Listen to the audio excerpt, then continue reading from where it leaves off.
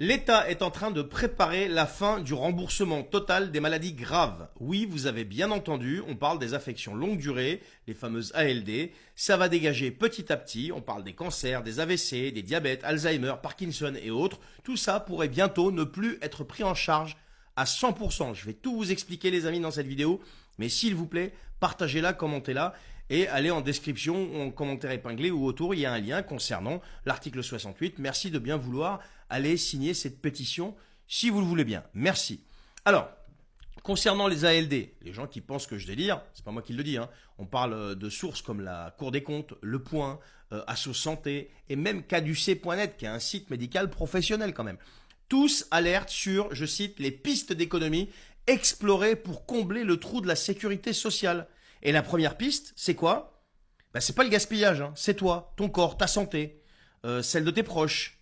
Parce qu'en 2025, eh bien, il paraît que la Sécu va afficher un déficit prévisionnel de 22 milliards d'euros. Et au lieu donc de taper dans les gabegies d'État, les cabinets de conseil, les milliards qu'on arrose en Ukraine ou à Bruxelles et autres, eh bien, on te fait les poches à toi. J'avais même fait une vidéo il n'y a pas longtemps sur le gaspillage. Je m'étais sourcé dans les chiffres de la Cour des comptes, 60 à 70 milliards par an quand même. Non mais vous comprenez le délire. Là on ne tape pas là-dedans parce qu'on n'a pas le courage. Non, non, non. Parce que l'objectif est peut-être autre que de faire des économies. Quoi qu'il en soit, il y a une réforme qui est en préparation et elle est très claire. Il y a deux niveaux d'affection longue durée. Il y a le niveau 1, pathologie dite légère, donc tu payes une partie. Il y a le niveau 2, pathologie dite lourde. C'est pris en charge à 100% dans ce cas-là. Sauf que, qui décide de ce qui est léger ou lourd, à ton avis? C'est Bercy. Et quand Bercy choisit, c'est jamais dans ton intérêt. Rappelle-toi de la période Bruno Le Maire. Bien sûr, et ses prédécesseurs. Mais Bruno Le Maire, quand même, plus de 7 ans. C'était quand même quelque chose. Cap Retraite, une autre source, explique que les diabétiques sans complications pourraient ne plus être pris en charge non plus. Même chose pour certains traitements considérés comme à faible efficacité par la CNAM. En clair, si ton traitement coûte cher et qu'il ne marche pas assez vite, eh bien tu vas raquer, tout simplement. Et pendant ce temps-là, il se passe quoi? À 15 milliards pour l'Union européenne, au bas mot. Hein. Et là, ils nous en réclament 6 milliards de plus. 2 milliards par an pour l'Ukraine. 1 milliard, voire même plus, pour que les Parisiens et autres puissent se baigner dans une Seine qui est dans l'état dans lequel vous savez. Mais pour soigner ton gamin asthmatique, là, il n'y a plus de budget, tu comprends? Et tu veux un autre scandale, parce que ça ne s'arrête pas là. Les transports médicaux, ambulances, VSL, taxi pour les dialyses. Bientôt à tes frais si tu es autonome.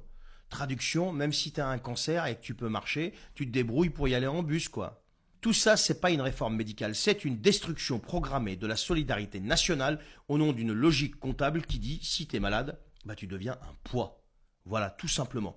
Voilà ce que tu es devenu pour eux, voilà ce que nous sommes devenus pour eux. Et tu sais ce qui est encore plus sale? C'est qu'ils testent notre silence.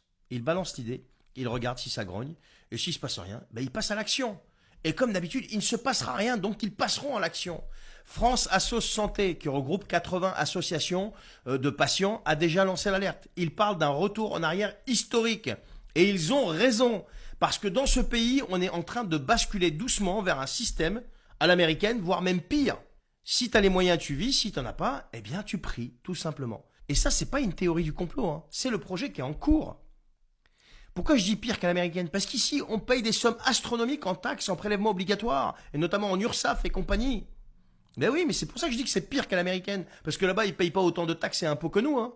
Donc voilà, il est peut-être temps quand même de se réveiller un petit peu, quoi. Parce que là, bientôt, ceux qui n'auront pas les moyens, ils seront amenés à y passer avec un ticket de caisse à la main, quoi, vous voyez?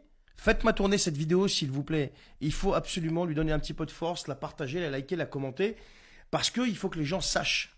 Parce que tout ça, c'est en train de passer et c'est en train de devenir la norme. Dans le pays qui donne des leçons de système social à la planète et à l'univers. Allez, je vous souhaite une bonne journée, prenez soin de vous. À la prochaine.